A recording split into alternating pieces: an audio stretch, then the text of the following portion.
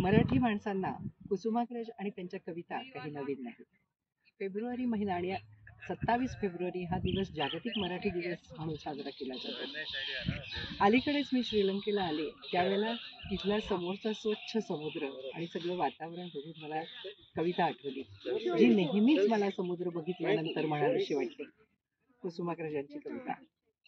पुढे पसरला अथांग दर्या, सखे किनाऱ्यावरती आपण, कोर शशीची शुभ्र बिलोरी, टाकी निज किरणांची रापण. चित्रासम निःशब्द गमेजर, प्रकाश काळोखाचा संगम, क्वचित नांदते गाढ शांतता, जाता झापून रात्र विहंगम. क्षितिजावर दीपांकित तारू, चाले पश्चिम नभेस धूसर, ज्योतींचा जणू जथा निघे हा, शोधाया मावळला भास्कर. दूरतमातून दिसती अंधुक, दूरतमातून दिसती अंधुक, नगरातील त्या ज्योती तेवत, संसारातील समूर्त दुःखे बसलेली वा जागत जाळत.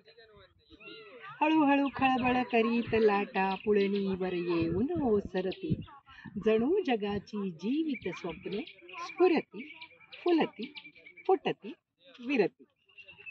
हाय किनाऱ्यावरती अपुले, आज सखे हे मंगल मिलन. हाय किनाऱ्यावरती अपुले, आज सखे हे मंगल मिलन.